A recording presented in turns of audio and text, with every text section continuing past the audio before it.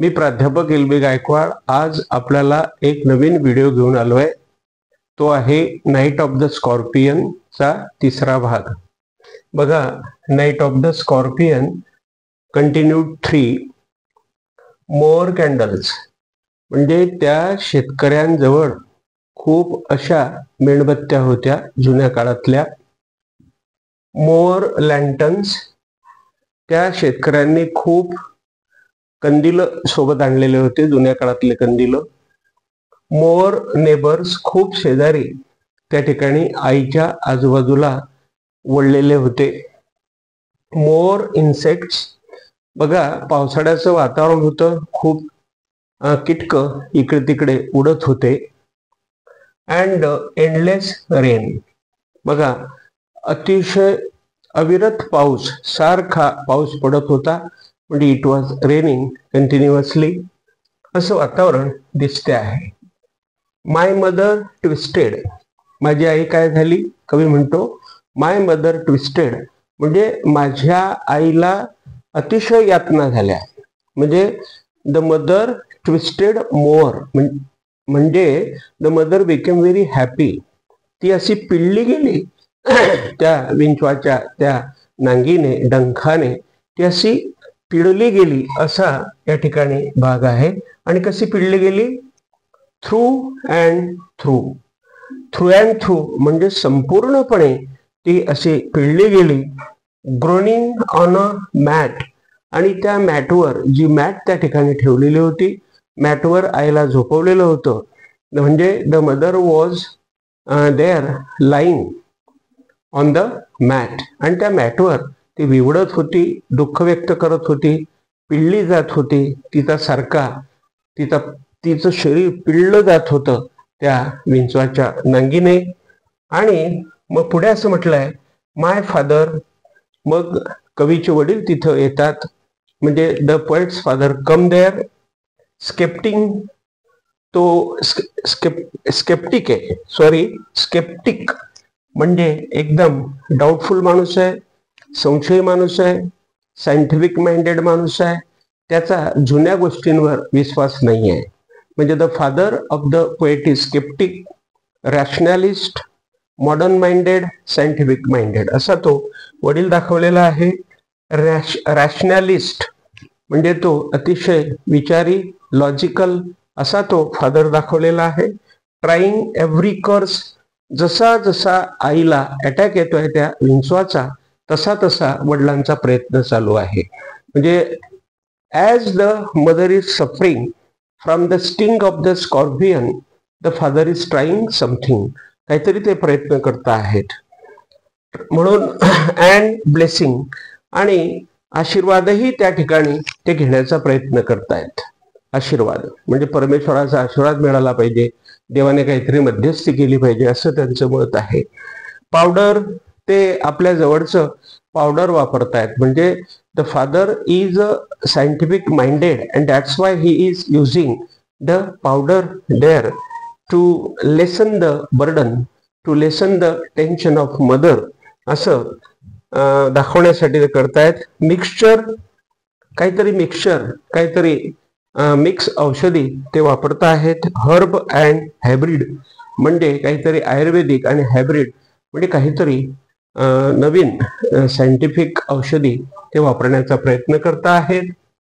He even poured a little paraffin, त्यांनी म्हणजे त्या फादरने इव्हन म्हणजे सुद्धा, पोर्ड म्हणजे ओतलं, अ लिटिल थोडस, पॅराफिन नावाचं औषधी अपॉन द बिटन टो, बिटन टो म्हणजे ज्या अंगठ्याला तो विंचू चावलेला आहे त्याच्यावर त्या वडिलांनी ते पॅराफिन ओतलं। अँड पुट अ मॅच, आणि एक आपली अक्काडी पेटवून बघितलं, टू इट, त्याला बघितलं की काय ऍक्शन होत आहेत। I watched the flame feeding on my mother, म्हणजे कवीने त्याच्या आईच्या त्या अंगठ्यावर पडलेली ती ज्योत कवीने बघितली। I watched the only man, म्हणजे कवीने फक्त एकटाच माणूस त्या ठिकाणी पाहिला। परफॉर्म की जो परफॉर्म करत होता, सादर करत होता. हिज राईट्स, त्याचे विधी. म्हणजे कवीने फक्त एकट्या वडिलांना पाहिलं की जे वडील त्या विधी त्या ठिकाणी करत होते. टू टेम द पॉइझन, ते विष कमी करण्यासाठी, त्या विषाला टेम करण्यासाठी म्हणजे कंट्रोल करण्यासाठी ते प्रयत्न करत होते. विथ अॅन इन्कांटेशन, आणि एक मंत्र, एक आपण म्हणतो ना एक प्रकारचे मंत्र ते करत होते. इन्कांटेशन, काहीतरी त्यांचं मेडिटेशन, चिंतन चालू होतं, म्हणून तसा शब्द आलेला आहे. After 20 hours it loss it sting. एक लक्षात घ्या, इथं असं म्हटलं गेलेलं आहे की आफ्टर 20 hours म्हणजे जवळपास 20 तासाच्या नंतर इट म्हणजे त्या विंचवाने लॉस्ट इट स्टिंग म्हणजे त्या विंचवाचा तो डंख उतरला. म्हणजे याचा अर्थ असा होतोय की तो विंचू त्याचाच उतरला, म्हणजे वेळेनुसार ते कमी होऊन गेलं.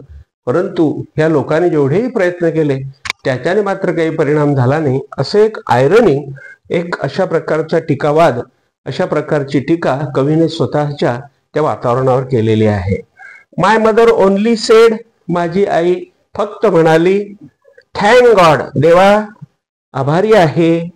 The scorpion picked on me, त्या स्कॉर्पियनने मला चावा घेतला. अँड स्पेअर्ड माय चिल्ड्रन, आणि माझ्या मुलांना त्याने सोडून दिलं. असं आईने शेवटी आभार मानले देवाचे.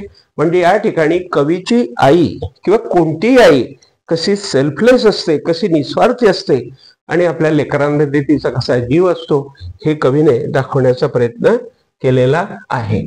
आता आपण ह्या कवितेचं क्रिटिकल अनालिसिस पाहू. बघा आता क्रिटिकल अनालिसिस मध्ये काय आहे तर नेचर अपीरन्स. बघा ह्या कवितेमध्ये निझिम इस्किलने नेचर अपीरन्स दाखवलेला आहे. म्हणजे nature is bigger than man, माणसापेक्षा निसर्ग मोठा आहे, त्याच्या पुढे काही चालू शकत नाही. आणि हा स्कॉर्पियन निसर्गाचे एक प्रतीक आहे. म्हणजे the scorpion is the symbol of the nature, हे त्यांनी दाखवण्याचा प्रयत्न केलेला आहे. स्कॉर्पियन सायकोलॉजी, बघा त्या विंचवाची सायकोलॉजी म्हणजे मानसशास्त्र त्या ठिकाणी दाखवण्याचा प्रयत्न कवीने केलेला आहे. म्हणजे त्याने चावून घेतला आणि तो कुठेतरी दळून बसला किंवा तिथून निघून बसला, म्हणजे त्या विंचवाला सुद्धा समजते. म्हणजे the scorpion also understands that की मी चूक केलेली आहे आणि आता मला कुठेतरी लपून राहावं लागेल. ही एका विंचवाची सायकोलॉजी या ठिकाणी वर्णन करण्यात आलेली आहे.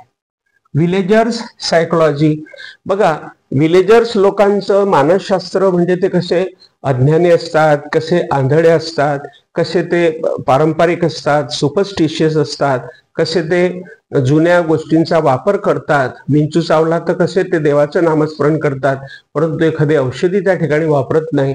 म्हणजे the farmers are superstitious, traditional, अतिशय ते जुन्या काळातलं कसं ते करत असतात. आणि ह्या गोष्टी त्यांची एक सायकोलॉजी कवीने सांगण्याचा प्रयत्न केलेला आहे. मदर सफरिंग, म्हणजे आईला विंचू चावतो, the scorpion stings the mother, आणि त्याचा परिणाम म्हणून आईला कशा यातना होतात याही त्याने दाखवण्याचा प्रयत्न केलेला आहे. रॅशनल फादर, कवीचे वडील कसे रॅशनल आहे, कसे सायंटिफिक माइंडेड आहे, कसे स्केप्टिक आहे, आणि कसे ते अशा ट्रॅडिशनल गोष्टींवर विश्वास ठेवत नाही, या सगळ्या गोष्टी त्यांनी सांगण्याचा प्रयत्न केलाय. आणि सुपरस्टिशन्स जे आहे ते खेडूत लोकांचं ते दाखवण्याचा प्रयत्न केलाय की all the farmers are superstitious traditional, हे दाखवण्याचा प्रयत्न केलेला आहे. आणि फादर हा त्याच्या विरोधामध्ये लढतो आहे. म्हणजे the father is scientific minded and he is using his on powder, mixture, herb, etc. he is using on the wounds of that sting of that mother. हे आपल्याला दिसतंय. रुरल लाईफ, एक ग्रामीण जीवन वर्णन केलेलं आहे. विलेजर्स अँझायटी, मात्र शेतकरी कसे चुकीचे त्या ठिकाणी आहेत की जे प्रेम दाखवतात आईबद्दल पण ते जास्त चुकाच जास्त करत आहेत. आईचं टेन्शनच ते जास्त वाढवत आहेत, आईचं टेन्शन ते कमी करत नाही आहे, असे शेतकरी आहेत. आणि गुड आणि बॅड, म्हणजे काय चांगलं आहे काय वाईट आहे शेतकऱ्यांना कळतच नाही, अशा प्रकारचे शेतकरी दाखवण्यात आलेले आहे. आईचं मदरहूड आहे की जे सेल्फलेस आहे. आई अतिशय मुलांसाठी म्हणते, शेवटी देवाला म्हणते की बरं झालं देवा, तुम्हाला चावला, माझ्या लेकरांना चावला नाही, माझ्या लेकरांचं काय झालं असतं, अशी एक सेल्फलेस मदर या ठिकाणी दाखवण्याचा प्रयत्न झालेला आहे कवीकडून. हेल्पलेस मेन बिफोर नेचर, आणि निसर्ग कसा मोठा बलवान आहे, म्हणजे the nature is bigger than man, म्हणजे नेचर्स पॉवर या ठिकाणी कवीने दाखवण्याचा प्रयत्न केलाय. माणूस निसर्गासमोर एक बाहुला आहे. The man is a doll before the nature, हे सांगण्याचा प्रयत्न झालेला आहे. आता याच्यामध्ये एक आयरनी दाखवण्याचा प्रयत्न झालेला आहे. एक टीकावाद कवीने असा केलेला आहे की खरोखर कोणत्याही प्रकारचा त्या औषधीचाही परिणाम होत नाही, म्हणजे द मेडिसिन नेव्हर वर्क्स. त्याच्यानंतर शेतकऱ्यांच्या किंवा ते खेडूत लोक होते त्यांचाही काही फायदा होत नाही. तो विंचू त्याचाच ऑटोमॅटिक उतरतो, म्हणजे परिस्थिती त्या विंचवाला उतरवून टाकते, किंवा तो विष असतं ते ऑटोमॅटिक त्याचं निघून जातं. म्हणजे the poison of the scorpion goes on itself, असं त्या ठिकाणी दाखवण्याचा प्रयत्न केलेला आहे. म्हणजे आपण विंचू चावला की विनाकारण ह्या सगळ्या गोष्टी करतो, हे कवीला सांगायचं आहे. तर त्याला आयरनी आपण म्हटलेलं आहे. आणि अशा प्रकारे आपण आज ही सुंदर एक कविता नाईट ऑफ द स्कॉर्पियन बघितलेली आहे. हिचा तिसरा भाग हा आपण बघितलेला आहे. कृपया करून माझं जे चॅनल आहे professor LV Gaikwad's English literature web, याला नेहमी व्हिजिट द्या. खूप व्हिडिओ वॉच करा, आणि ही कविता आपल्याला कशी वाटली तेही मला कमेंट बॉक्समध्ये कळवा. एवढं बोलतो आणि थांबतो. Thank you very much.